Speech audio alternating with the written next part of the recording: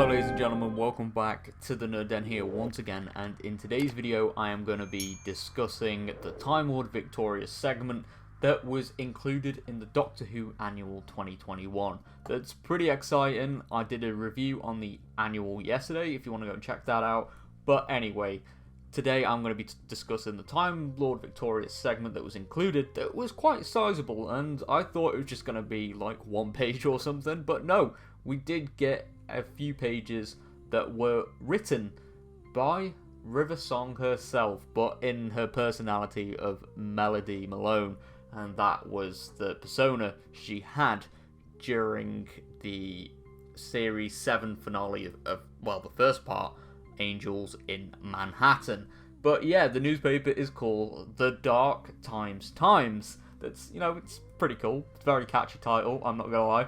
But it doesn't really serve for any story purposes per se, but it's more of like an information about the various factions and important characters that are in the Timelord Victorious. And we have a breakdown of the new Dalek Empire, and we do get to hear more about the Kotora. I don't know if that's how you pronounce it, but yeah, they're the new villains for the Timelord Victorious, and also Brian the Ood. So yeah, without further ado, let's get into this video. So, first of all, the Daleks. There are a few new variants of Daleks that have been announced, I guess, during this newspaper article written by River Song. And we've got the Time Commander, who is the leader of the elite Dalek Time Squad, who is basically super ruthless, and, well, he's got to kind of think beyond the Daleks, and that kind of, for me, kind of reminds me of the Cult of Skaro a little bit, and apparently he's really loyal to the Emperor Dalek.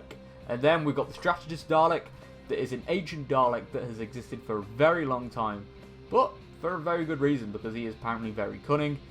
And yeah, this is another Dalek that thinks with a lot more advanced thoughts, similar to the Cult of Skaro.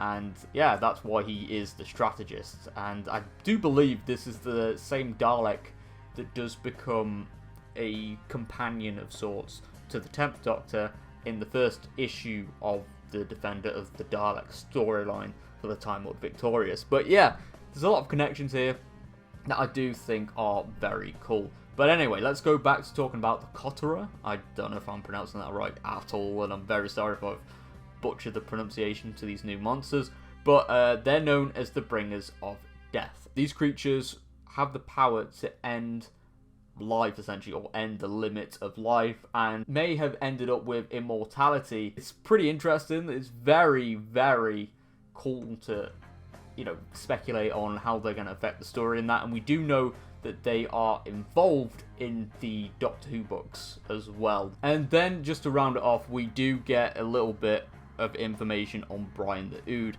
that is going to be appearing in the Big Finish audios, and will also have a toy dedicated to him as well.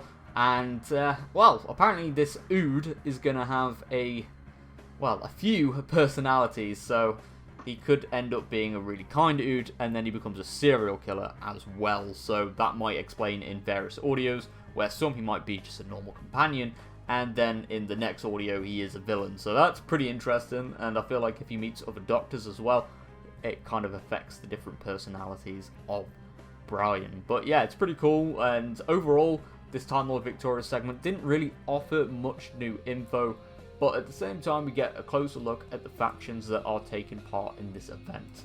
But anyway, I'm going to wrap up this video here. If you have enjoyed, leave a like rating and subscribe for more nerdy content, and I'll see you all on my next video. Goodbye for now.